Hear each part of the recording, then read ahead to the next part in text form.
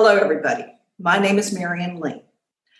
I am the CEO of a consulting firm that works primarily with nonprofit organizations. The name of my firm is Lee Plus Associates, and we have offices in the lower Rio Grande Valley as well as in Austin, and we're based out of San Antonio. I went to Trinity in 1978, and I love Trinity University, and I feel very close to the university, actually physically located close to the university, so that makes it great. And I'm really excited to talk to you today about our subject, which is pandemics and nonprofits, what you can do to help.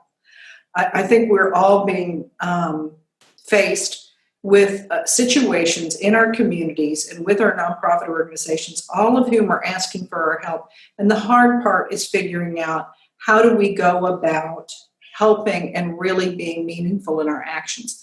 So to begin this, I think we need to talk about what is pushing the nonprofits. And first, what we have to talk about is the fact that they're not all created equal. I'm sure you're well aware that we have small nonprofits, we have very large national nonprofits, and we as the donor public tend to make assumptions about what kind of conditions these organizations are in, financially, physically, and in every other way. So it's really, really important for us to understand that one size does not fit all. And just because they're a large organization does not necessarily mean that they're financially solvent. And because they're large does not mean that they're able to move in a flexible situation such as what we're talking about right now. I started this whole thing with a quote from Winston Churchill, who happens to be one of my favorite people in the world. And it's success is not final, failure is not fatal, it's the courage to continue that counts. That truly is representation of what is happening in our nonprofit world today. They are facing very critical issues. Do they continue to serve their mission? Are they focused on sustainability now? If they were in the middle of a capital project, should they hold, fold, or should they carry on? And then the ever-present worry is we might be able to make it through this year, but what about 2021? And that's given the state of oil and the general economy. So you've got nonprofits that are very, very concerned over a variety of things. The other thing is, in many cases, you have nonprofit organizations that do not have reserves. They don't have sustainability money, and most of them are fundraising in the present and not for next year. So they're either in or behind the curve. So every day for them counts, and that's important for you to understand that. They may not be in the best possible condition. Now, depending upon the level of their own sophistication, they are going to do a number of different things. One is they frequently just freeze, and they forget to begin to communicate and communicate well. And that's why you as a potential donor get a plethora of really conflicting information. If you get anything at all, then sometimes you get oodles and oodles and oodles of emails and frantic outreach through Facebook and every other way. And unfortunately, a lot of those times, that outreach does sound frantic.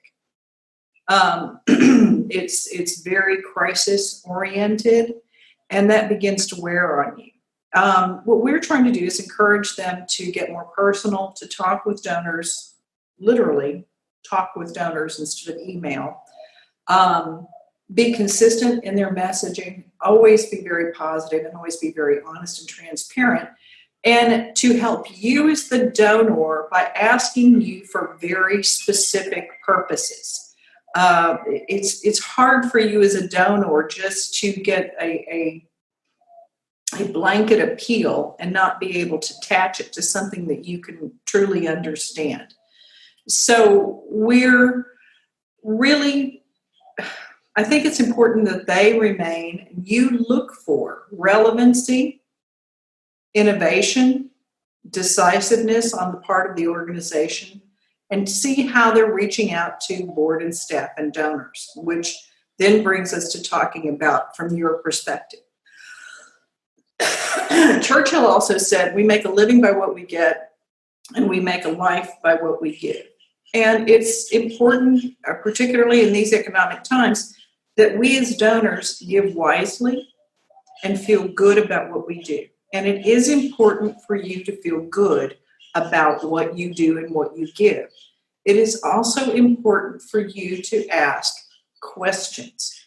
Now, you have to be reasonable in your work, but you also have the right to ask some very significant questions about the organization. So what I would like to really urge you to do is, as you are looking at a myriad of opportunities to give and make an impact, stop, discern what is really important to you, and gain clarity.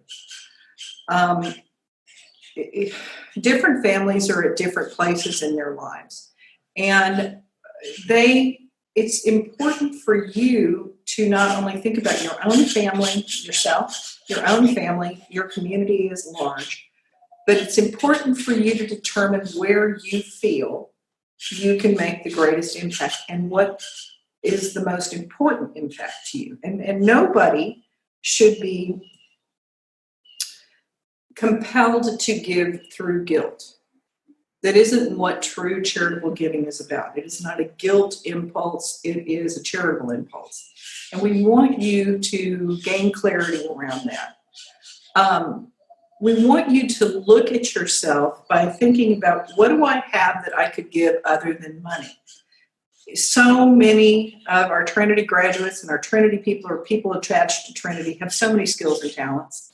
Skills and talents that nonprofit organizations don't have. Anybody who sat in on a group of virtual meetings recently understands that there's a variety of different skills there. Do you have a talent? Do you have a skill? Do you have a capacity that you could give to that nonprofit other than money that would really, really help them?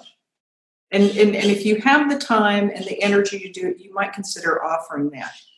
We also, I would like to say, be a wise steward of your gifts. It's okay to talk about with the nonprofit how that money should be used. And it's also okay later on to go back and find out if it was used appropriately. I think a lot of times we feel driven to give, and then you just sort of do it and it floats away and you hope for the best. But you do have rights as a donor to expect your money to be used appropriately and to find out if it was used appropriately. For those folks who have made a gift, let's say to a capital campaign, this is one of those moments of clarity when you look up and you may see a lot of appeals or a lot of need for the nonprofit that you're supporting. And you might determine that you want your capital gift to be redirected towards sustainability, towards operations. You can do that. It's your money. Of course, it's nice to do it in conversation with the nonprofit and find out if they're copacetic with that, if they're good and would like that to happen. But don't be fearful to do that. Be wise. They're going to come back and ask again when times are better for the capital campaign gift, but it's your money and you have the right to direct how that money is utilized. And then I know it sounds terrible, but one thing is also coming to the understanding that you can't save them all. For those of us old enough to have remembered a certain television show way back when, there was a comment that was made, you can't save them all, Hasselhoff. And you can't. That's why it's so important for you to make the decisions that are the most meaningful for you and your family. And understand that just because you're asked doesn't mean that you have to give to every cause that comes to you. It's important that you understand that you have your rights to feel certain ways. And then, so that brings us to, why do people give? Well, people give because they believe in an organization and they believe in the mission. They believe out of loyalty, gratitude, affection, or a member of their community or their family has received services from this organization and they are grateful for that. Sometimes we give because of community pride.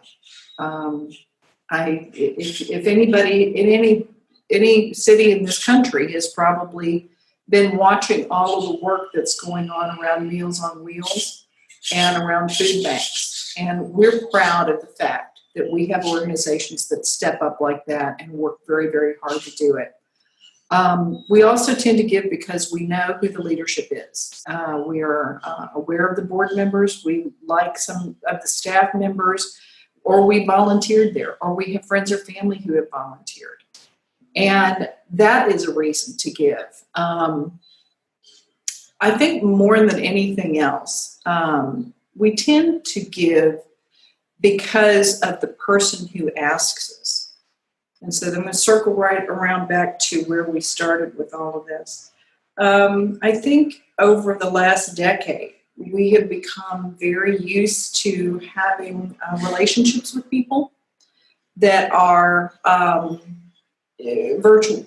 You know, they're through the internet. Maybe it's a letter that comes, but for the most part, we're not used to developing a personal relationship with a human being, with the organization.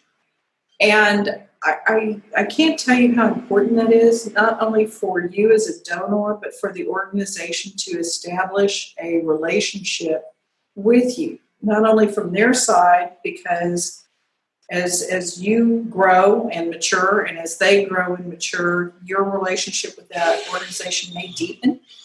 And I think it's important if you know who the people are that are running the organization and you feel more comfortable with it. But also, as donors, we have the right to feel good about what we do. And there is nothing more sincere than fist bumping, elbow rubbing. Maybe someday we'll get to the point of shaking hands, but I'm not sure if that's going to happen. But actually having eye-to-eye contact with somebody. Every organization that exists out there is worried about sustainability. Well, almost every organization is worried about sustainability. They want to be here for the future. And many of these organizations have never really experienced what they're experiencing now. So I guess I'm going to use the word an innovative time for all of us. And I think as donors, what I would encourage you to look at is how are these organizations, if it is humanly possible, to remain relevant during these difficult times. How are they doing that? One group, I think, is doing something amazing. They're actors. This is an arts group. Are coming online and reading books to children. And these are books from every age group. So you can actually go on their website. You can see who's reading and what kind of book, and they give you the information about the book. And so for all of you all who are parents at home with children, maybe it's nice to have somebody who is an actor who is actually going to read the book and be filmed doing this. Well, that's very relevant to you, and that's very important. Older members of my family, without being able to access some of their church services and their work with the church, they would be very, very lost right now. So that's very relevant to them. What I worry about is when I see an organization not try to reach out to the public. And it's been written up in the Chronicle of Philanthropy, Guide Star, and several others. The very worst thing that a nonprofit can do is freeze and do nothing. So as donors, look for who you're used to hearing from and figure out why you're not hearing from them. You never know. If you reach out to them and say, is there some way I can help you? You might be able to lift them because of your interest in them and your care and maybe your innovative ideas and your talents and your skills. You might be able to help them through this process. So in closing, Churchill said, it's not enough that we do our best. Sometimes we must do what's required.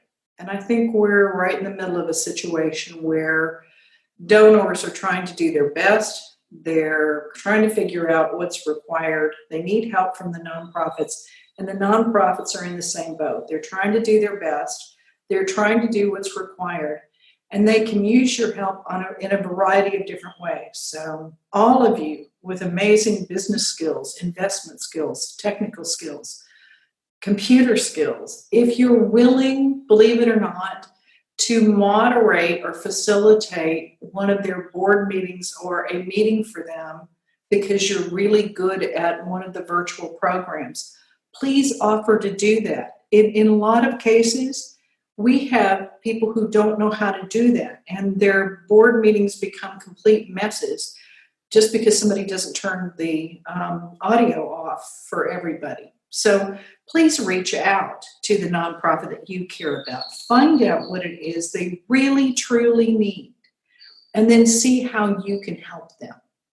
Thank you very much. It's been lovely visiting with you. I hope your day and the rest of your year goes well. Bye-bye.